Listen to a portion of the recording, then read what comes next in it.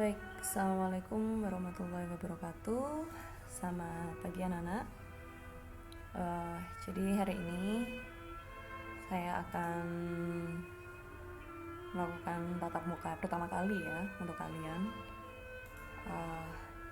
dengan materi yang sudah sebelumnya sudah pernah saya share, cuman ini mungkin hanya pengulangan saja. Jadi mungkin biar kalian lebih paham lagi. Oke.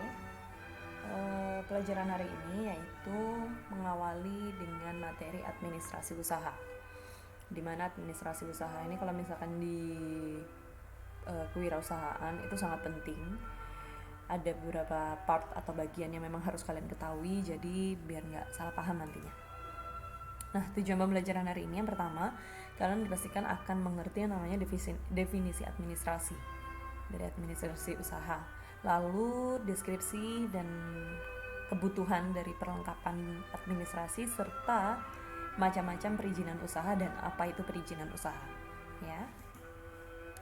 Administrasi itu berasal dari bahasa Yunani yang disebut dengan kata ad dan ministrator, yang artinya melayani, membantu, dan memenuhi.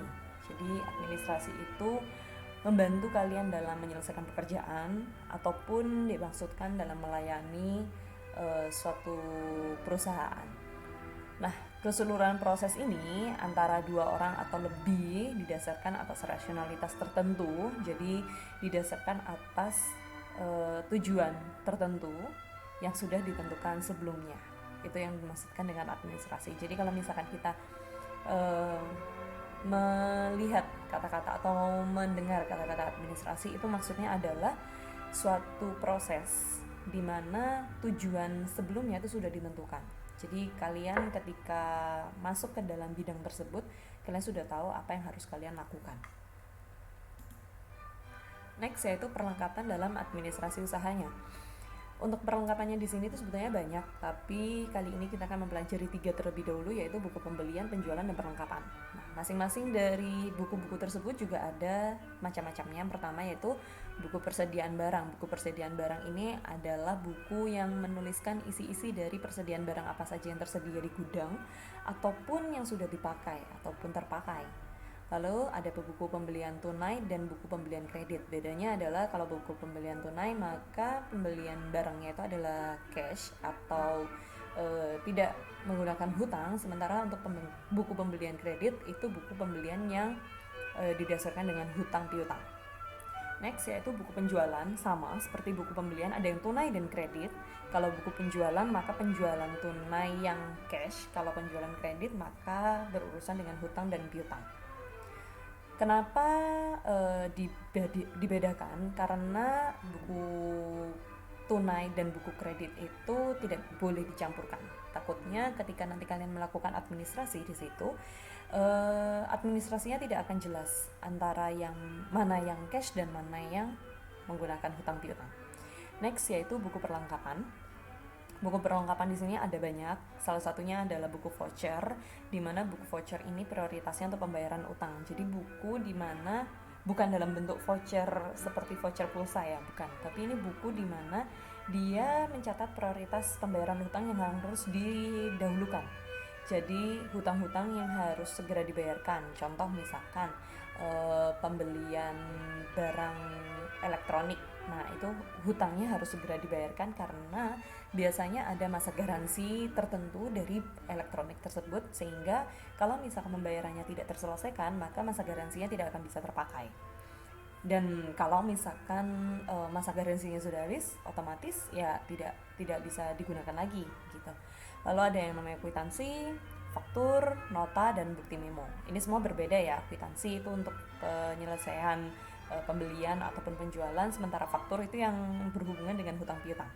Nota itu urusan penjualan tunai, sementara bukti memo ini tidak bersangkutan dengan uang tapi ada catatan, istilahnya seperti itu. Next yaitu perlengkapan arsip apa saja yang harus kalian siapkan apabila kalian melakukan usaha ya. Yang pertama itu ada lembar disposisi.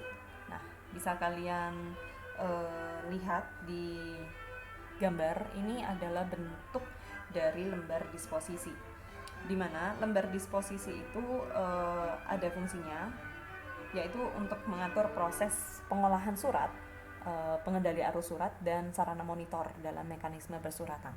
Jadi disposisi ini lebih tepatnya seperti bukti memo apabila ada surat yang masuk ataupun surat yang keluar. Nah, biasanya disposisi ini juga untuk mencatat instruksi dari pimpinan yang berkaitan dengan proses tindak lanjut dari surat yang diterima tersebut. Jadi disposisi ini lebih, ya bisa kita sebut dengan bukti memo, istilahnya kayak gitu, catatan memo. Tapi catatan memo ini tidak bersifat ini ya, tidak bersifat umum. Jadi hanya di sini kalian lihat sebelah kanan itu kan ada pilihan rahasia penting dan biasa. Nah, disposisi ini bisa disesuaikan dengan klasifikasi tersebut. Jadi lembar disposisi ini lebih tepatnya sebagai memo dari suatu surat yang masuk. Nah, kayak gitu. Next yaitu kartu kendali. Nah, ini pencatatan kartu kendali. Dimana kartu kendali itu maksudnya adalah sebagai alat pencatat surat ataupun pelacak. Jadi untuk menemukan lokasi dan tempat surat tersebut. Ini ada isi ringkasan dari surat-suratnya apa saja, ada tanggal surat dan nomor suratnya juga, jadi biar lebih mudah, mempermudah orang untuk melacak lokasi surat tersebut. Nah, kartu kendali ini juga berfungsi sebagai pencatatan ataupun penyampaian, serta apabila diperlukan dapat dengan mudah surat tersebut ditemukan kembali. Jadi sistem surat kendali ini seperti pengelompokan surat antara yang surat penting, rahasia, ataupun yang biasa, seperti itu. Next yaitu kartu tunjuk silang. Kartu tunjuk silang ini digunakan untuk mencatat di mana surat aslinya disimpan. Jadi indeksnya itu di mana tersimpannya itu bisa dilihat dari kartu tunjuk silang ini. Nah, kartu tunjuk silang itu biasanya dijadikan petunjuk ya, tempat penyimpanan, misalnya petunjuk dari surat di mana surat tersebut disimpan. Fungsinya jadi biar lebih mudah untuk menemukan surat yang diinginkan. Biasanya ukurannya kecil segini, jadi sekitar 12 kali 7 cm gitu. Nah, semua arsip itu kan sebetulnya tidak semua dibuatkan kartu tunjuk silang ya, tapi hanya arsip tertentu saja yang dibuatkan kartu tunjuk silang ini, jadi biar lebih mudah penemuannya kayak gitu. Jadi contohnya nih, misalkan kriteria tunjuk silangnya itu bisa jadi suatu arsip yang mempunyai lebih dari satu judul atau satu caption nama. Biasanya contoh nih ya, misalkan namanya ini indeksnya Abdurrahman Wahid. Nah, biasanya beliau sering disebut dengan Gus Dur gitu kan ya. Nah, kedua nama tersebut kan sama-sama populer, maka dibuatkanlah yang namanya kartu tunjuk silang. Jadi misalkan ketika ada surat yang indeksnya itu ada Gus ataupun Durnya, ataupun ada Wahidnya, ataupun ada Abdurrahmannya, dijadikan satulah di indeks Wahid ataupun Abdurrahman, sehingga penemuannya itu lebih mudah. Lain lagi misalkan ada nama yang menggunakan singkatan di mana sama-sama populer, misalkan Majelis Permusyawaratan Rakyat itu kan populernya dengan sebutan MPR. Nah, ini indeksnya maka disebutkannya MPR atau majelis ataupun permusyawaratan atau rakyat. Maka ketika ada surat yang dituliskan dengan tulisan MPR ataupun majelis atau permusyawaratan, maka dijadikan satu di kode yang sama, seperti itu. Ada juga dengan arsip yang disimpan dalam bentuk filing kabinet. Jadi kartu tunjuk silangnya ini ditaruh di filing kabinet. Kalau misalnya kalian tahu, filing kabinet itu merupakan lemari di mana lemarinya itu memiliki banyak laci, bentuknya besi seng gitu ya. Kalian bisa cari nanti di Google. Nah, filing kabinet ini di depannya itu diletakkan tulisan kartu tunjuk silang di mana menunjukkan bahwa laci tersebut adalah surat-surat ataupun arsip-arsip yang sesuai dengan indeks yang ada di kartu tunjuk silang tersebut. Jadi biar lebih memudahkan yang mencari, istilahnya seperti itu. Next yaitu kartu pinjam arsip. Nah, kartu pinjam arsip ini digunakan untuk peminjaman arsip ya. Jadi kalau misalkan ada orang yang meminjam arsip tersebut, terus mungkin kita ingin mencarinya, nah bisa dilihat dari kartu pinjam arsip ini. Jadi sama saja sebenarnya kartu pinjam arsip ini kayak kartu perpustakaan. Kalian pinjam buku apa, kalian pinjam arsip apa, ditulis di sini. Jadi biar kita lebih memudahkan si pegawainya ataupun kitanya sebagai administrator itu lebih memudahkan untuk menemukan di mana arsip tersebut berada. Arsip tersebut di mana itu bisa ditemukan dari sini. Lembar pinjam arsip ini juga disebut dengan outslip ya. Jadi tujuannya sebenarnya banyak, sebagai bahan bukti peminjaman arsip, terus ingatan untuk mengetahui siapa dan kapan batas waktu pengembalian arsip, tanda bahwa arsip tersebut sedang dipinjam, mencegah terjadinya kehilangan. Jadi sama saja dengan itu tadi fungsinya kartu perpustakaan. Biasanya lembar pinjam arsip ini dibuat rangkap 3 ya. Pertama, itu lembar untuk ditempatkan pada tempat penyimpanan arsip yang dipinjam. Kedua, itu untuk peminjam arsipnya sebagai bukti peminjaman. Dan yang ketiga, untuk petugas arsipnya sendiri atau arsiparisnya. Jadi disimpan di ticker file biasanya sebagai bahan ingatannya mereka. Lembar arsip ini sangat penting agar arsip yang kalian miliki itu tidak mudah hilang, dipegang oleh orang ataupun hilang ketelisuk, istilahnya kayak gitu. Next yaitu lembar penerus. Lembar penerus ini sebenarnya hampir sama dengan indeks ya. Jadi gunanya sebagai pengganti buku ekspedisi dan monitor surat di lingkungan unit pengolahnya. Jadi fungsinya itu nggak beda jauh dengan indeks indeks surat. Biasanya ini sebagai pemonitor aja. Jadi surat-surat ataupun arsip-arsip yang ada itu bisa dituliskan di sini lembar penerusnya. Apabila indeks atau kartu pengendalinya itu tidak ditemukan, maka masih ada lembar penerus ini, yang mana lembar penerus ini biasanya ada di tickle file. Jadi bisa ditemukan, istilahnya kayak gitu. Next yaitu kotak penyimpan. Kotak penyimpan ini fungsinya yaitu untuk menyimpan lembar disposisi, kartu kendali, kartu pinjam arsip, dan lembar penerus. Biasanya kotak penyimpan ini berada di lingkungan arsiparis ya, dan tidak serta-merta langsung diletakkan per lembar. Biasanya ada tickle file-nya masing-masing sehingga memudahkan arsiparis apabila ingin menemukan sesuatu. Lalu selanjutnya ada map gantung atau folder. Nah, map gantung ini kalau seperti kalian tahu itu kan ada map yang bisa diletakkan, yang bisa dibawa-bawa istilahnya gitu. Nah, kalau map gantung ini lebih tepatnya mapnya itu ada susunan indeksnya. Ini yang kalian lihat putih-putih di atasnya ini. Nah, ini susunan indeks ini disesuaikan dengan apa yang dibutuhkan oleh arsiparisnya. Jadi lebih memudahkan mereka apabila mereka ingin menemukan suatu file ataupun suatu dokumen. Kenapa kok digantung seperti ini? Biar terlihat indeksnya yang putih-putih ini, serta biar terlihat rapi. Lalu ada namanya sekat petunjuk atau guide. Kalau yang tadi map gantung itu kan bentuknya dalam bentuk map ya, map dimana lembarannya itu dimasukkan dalam map ini satu persatu lalu digantungkan seperti ini. Kalau sekat petunjuk atau guide ini lebih tepatnya diletakkan di filing cabinet. Seperti yang saya katakan tadi, filing cabinet di depannya di sini ada kartu kartu tunjuk silang ataupun kartu kendali. Nah, di dalamnya ini sudah ada sekat petunjuknya. Sekat petunjuk ini digunakan untuk sebagai pembatas simpanan arsipnya. Jadi biar lebih memudahkan untuk menemukan arsip apa yang ingin dicari. Lalu lain sebagainya, ini adalah alat tulis, cap stempel, lalu kebutuhan-kebutuhan arsiparis, ada cap tanggal, ada cap derajat surat, cap sifat surat, cap tanda tangan, dan lain sebagainya.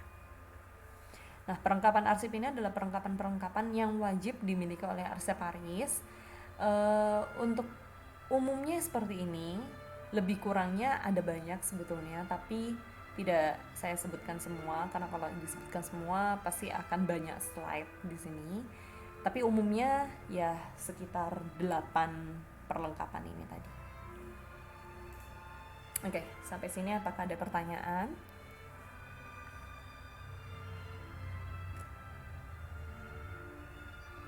Kalau tidak ada, saya lanjutkan ke perizinan usaha.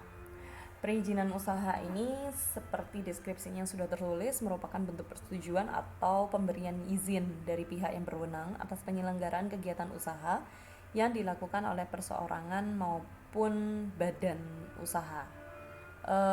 Perlu kalian ketahui, perizinan usaha itu tidak selalu ditujukan hanya untuk yang melakukan usaha ya. Maksudnya perizinan yang diberikan oleh pihak yang berwenang ini tidak harus selalu untuk penyelenggaraan kegiatan usaha. Bisa jadi apabila mereka ingin melakukan acara ataupun kegiatan tertentu yang memiliki sifat waktu sementara, itu tetap harus memiliki yang namanya harus diberikan yang namanya pemberian izin ini tadi. Fungsinya sendiri itu untuk membina, lalu mengarahkan, mengawasi, dan juga menertibkan kegiatan-kegiatan tertentu, di mana kegiatan ini bisa dalam waktu jangka panjang ataupun waktu jangka pendek, serta untuk menjadi kewajiban dalam menjaga kualitas usaha mereka ke dalam suatu prosedur perizinan tertentu. Jadi pengajuan permohonan ini tidak semudah itu untuk dibuat atau diminta, karena ada prosedur tertentu yang harus sudah dilaksanakan oleh yang meminta izin gitu. Jadi badan pihak berwenang yang memberikan izin ini, pertama mereka harus mengecek ataupun mengklarifikasi sendiri usaha ataupun kegiatan yang sedang ingin dilakukan oleh si peminta izin. Jadi mereka harus cek langsung kalau misalkan pada saat pengecekan ini prosedur yang dilakukan oleh mereka itu tidak ataupun bertentangan ya, tidak sesuai ataupun bertentangan dengan prosedur yang sudah disiapkan ataupun prosedur yang sudah ditetapkan, maka perizinan ini tidak akan diberikan begitu. Jadi harus melewati prosedur terlebih dahulu, maka perizinan ini akan diberikan. Nah, meskipun tidak menjamin seutuhnya bagi pelaku usaha untuk tidak melakukan kesalahan, namun tetap harus meminimalisir dengan adanya izin tersebut. Jadi usaha ataupun kegiatan yang dilakukan itu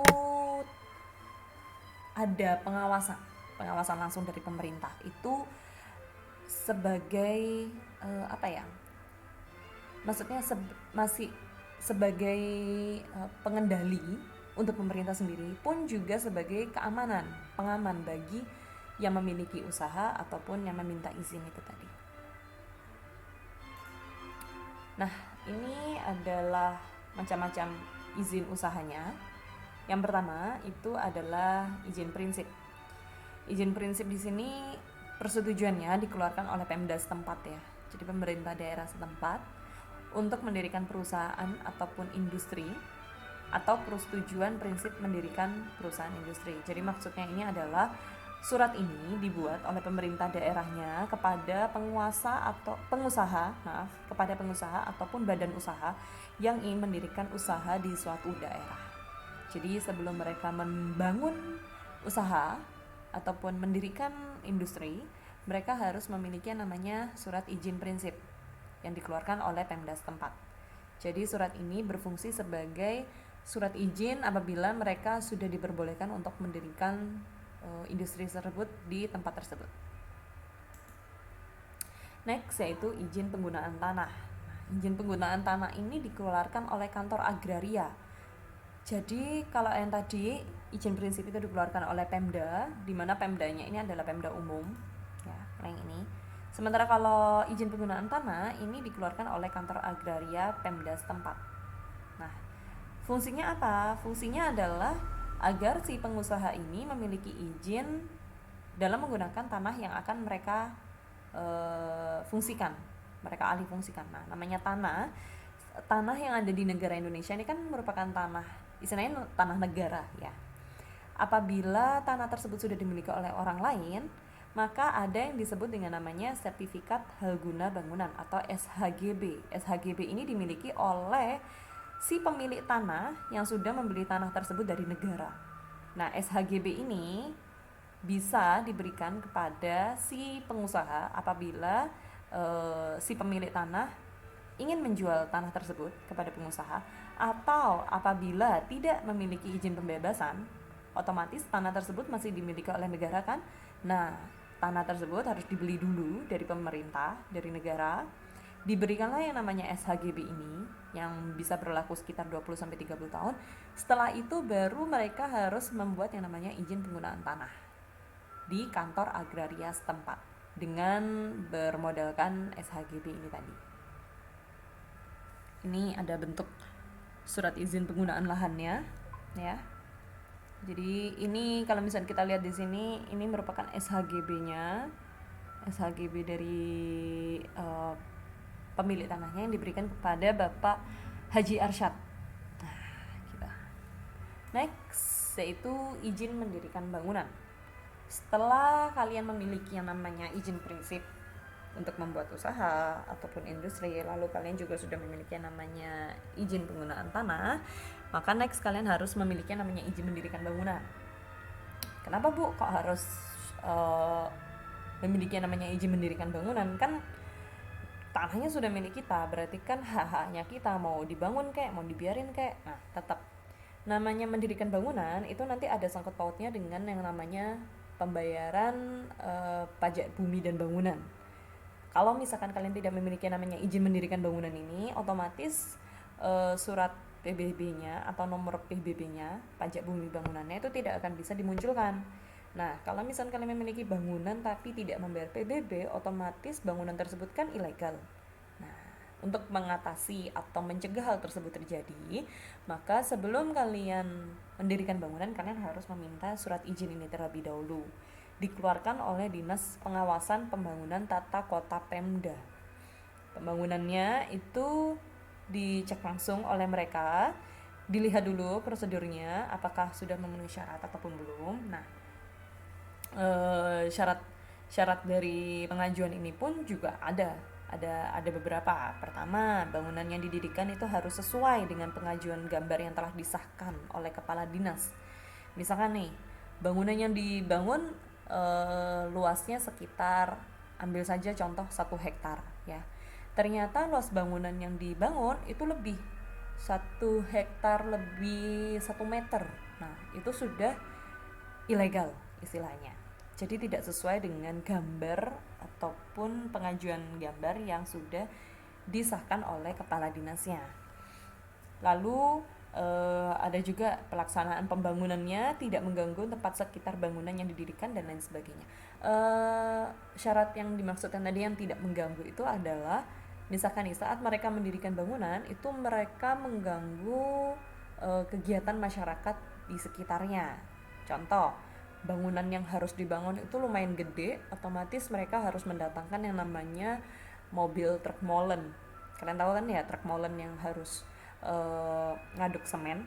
Nah, tapi perkaranya adalah bangunan yang dibangun ini berada di sekitar kompleks pedesaan. Otomatis kan itu mengganggu kegiatan masyarakat setempat. Nah, maka pembangunan ini akan dibicarakan kembali, maksudnya tidak akan langsung diberikan izin mendirikan bangunannya. Nah, diberikan mungkin ada nanti cara-cara lain ataupun cadangan lain, gimana caranya biar tidak mengganggu kegiatan masyarakat sekitarnya, seperti itu. Gunanya sih apa sih untuk mendirikan bangunan, izin mendirikan bangunan ini? Yang pasti yaitu membangun baru, kalau misalnya mereka ingin membangun baru gedung di situ ataupun ingin mengubahnya. Jadi sudah ada bangunannya lalu ingin dirubah. ingin didemolish dulu, dihancurkan dulu, terus dibangun lagi, dirubah kan istilahnya, atau mungkin mau memperluas ataupun mengurangi. Jadi yang seharusnya 1 hektar dikurangi jadi berapa kayak gitu. Ataupun juga merawat bangunannya sesuai persyaratan administratif dan persyaratan teknis yang berlaku. Semua ini harus dibicarakan ataupun didiskusikan oleh Dinas Pengawasan Pembangunan Tata Kota Pemda setempat. Jadi tidak serta-merta langsung dibangun ya bangunannya. Next yaitu ada izin gangguan. Nah, izin gangguan ini tidak hanya berfungsi untuk yang melakukan pembangunan usaha ataupun industri baru. Izin gangguan ini juga diberikan kepada orang-orang yang ingin mengadakan kegiatan tertentu. Dikeluarkan oleh bagian undang-undang gangguan Pemda setempat. Nah, ini wajib dimiliki oleh perusahaan yang pasti ya. Jadi biar kegiatan mereka di situ itu tidak terkesan ilegal. Nah, izin gangguan ini biasanya diajukan melewati izin RT RW dulu ataupun kantor desa atau kelurahan setempat. Jadi dari yang terkecil dulu. Kalau misalkan izin gangguan ini sudah diberikan oleh satuan terkecilnya, naik ke atasnya lagi. Contoh misalkan dari RT dulu, lalu ke RW, dari RW ke kelurahan, ke kecamatan, baru ke kota, kayak gitu. Kalau misalkan di pertengahan permintaan izin gangguan ini tidak diberikan oleh satuan tertentu, contoh dari RT RW sudah diberikan tapi sama kelurahan tidak diberikan karena menurut mereka ini mengganggu aktivitas dari sivitas kelurahannya. Nah, otomatis izin gangguan ini tidak bisa diberikan oleh Pemda setempat karena kelurahannya sendiri tidak memberikan izin untuk melakukan usaha tersebut atau melakukan usaha di situ. Gimana nih seandainya misalkan sudah diberikan, terus tiba-tiba ada serbuan dari para tetangga misalkan. Jadi acara tersebut mengganggu. Nah, ini bisa dilegalkan secara hukum ya izin gangguan ini karena izin gangguan ini berlaku setiap 3 tahun sekali. Jadi kalau misalkan usahanya ini berjalan di antara sekitar 2 tahunan, lalu tiba-tiba ada tetangga yang protes. Nah, kalian bisa mengeluarkan sertifikat izin gangguan ini bahwa kalian sudah memiliki izin untuk melakukan kegiatan tersebut atau usaha tersebut sampai 3 tahun ke depan. Kayak gitu. Next yaitu surat izin usaha perdagangan. Ini sering disebut dengan SIUP atau SIUP, di mana SIUP ini dikeluarkan oleh Departemen Perdagangan melalui kantor dinas perdagangan kota ataupun kabupaten yang harus diperbarui setiap 5 tahun sekali. Ada juga persyaratannya apabila disetujui. Jadi apabila persyaratan tersebut disetujui, maka akan muncul 3 surat yang diterima oleh si pengusaha. Pertama, ada SK Menteri mengenai pemberian SIUP, lalu SIUP-nya sendiri, dan surat keterangan identitas pemilik SIUP-nya. Jadi kalau misalkan izin usaha kalian disetujui oleh Departemen Perdagangan Kota atau Kabupaten, maka 3 surat ini akan kalian miliki. Nah, surat ini, SIUP ini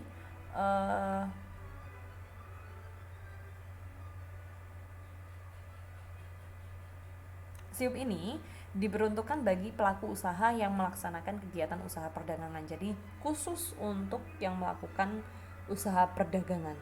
Jadi kalau misalkan bukan perdagangan ya tidak memiliki yang namanya SIUP ini. Bu, kalau misalkan bukan perdagangan, misalkan mau industri nih, kita mau bangun industri apa, ada juga surat izin usahanya ada. Disebutnya dengan SIUI. SIUI ya, SIUI, surat izin usaha industri. Di mana surat ini dibutuhkan oleh para pengusaha kecil menengah untuk mendirikan usaha industri. Jadi bukan pengusaha besar ya, pengusaha kecil yang menengah ke bawah. Jadi surat SIUI ini sebagai dokumen legalitas atas usaha industri yang kalian jalankan agar tidak melanggar peraturan. Ini harus wajib dimiliki untuk setiap pengusaha, jadi biar tidak dilegalkan oleh pemerintah setempat. Maksudnya tidak diilegalkan. Jadi kerjaan kalian itu atau industri kalian itu sudah diakui oleh pemerintah gitu. Next yaitu wajib daftar perusahaan. Kalau dulu dikenalnya dengan tanda daftar perusahaan, di mana merupakan sebuah bukti bahwa perusahaan kamu itu sudah terdaftar secara sah. Jadi perusahaan kalian itu sudah diakui oleh pemerintah, dikeluarkan oleh Departemen Perdagangan Kota ataupun Kabupaten. Nah, pendaftarannya ini harus dilakukan paling lambat 3 bulan setelah perusahaan menjalankan operasi. Jadi misalkan nih kalian sudah melakukan izin mendirikan bangunan, sudah menggunakan memiliki izin gangguan, izin tanah juga sudah punya, lalu kalian sudah bangun perusahaannya. Nah, minimal 3 bulan setelah perusahaan kalian menjalani operasi pekerjaannya, itu kalian sudah harus mendaftarkan perusahaan kalian. Bu, kalau misal sebelumnya boleh, pokok jangan sampai lebih dari 3 bulan ya, karena kalau misal sudah lebih dari 3 bulan, takutnya pekerjaan kalian atau perusahaan kalian ini dianggap ilegal oleh departemen kota atau kabupaten setempat. Nah, untuk perusahaan yang akan meneruskan usahanya ini wajib didaftarkan kembali setiap 5 tahun sekali. Jadi kalau sudah kalian memiliki yang namanya TDP ini, kalian sudah memiliki tanda daftar perusahaan ini, lalu kalian ingin masih meneruskan usaha kalian, maka wajib setiap 5 tahun sekali untuk didaftarkan kembali di Departemen Perdagangan Kota ataupun Kabupaten. Next yaitu izin departemen. Izin departemen ini adalah izin yang dikeluarkan oleh setiap departemen yang membawahi bidang usaha yang kalian jalankan. Jadi contoh ya, misalkan kalian melakukan usaha jasa perjalanan atau biro travel. Nah, tempat rekreasi yang kalian tuju ataupun lokasi yang kalian arahkan atau ingin kalian datangi itu harus mendapatkan izin dari Departemen Pariwisata terlebih dahulu. Jadi kalian harus melegalkan biro travel kalian di Departemen Pariwisata sesuai dengan bidang usaha kalian. Misalkan lagi usaha kalian ini bergerak di bidang pertanian ataupun pengelolaan hasil pertanian. Nah, maka usaha kalian ini harus mendapatkan izin dari Departemen Pertanian. Kalau misalkan berhubungan dengan makanan dan minuman gimana, Bu? Sama. Kalian harus tetap mendapatkan izin usaha dari Departemen Kesehatan. Karena kalau makanan, minuman, obat-obatan itu masuk di Departemen Kesehatan. Masing-masing izin usahanya ini diajukan melalui kantor dinas, kota, ataupun kabupaten di mana usaha kalian beroperasi. Ada pertanyaan sampai sini? Banyak ya, tapi ini sudah materi terakhir dan sekarang waktunya untuk kalian mendapatkan tugas dari saya. Gampang sekali, cukup kalian pelajari dan rangkum lagi materi yang sudah kalian simak tadi. Rangkumannya bisa diketik ataupun ditulis. Untuk dikumpulkannya kapan, kita lihat nanti ya seperti apa.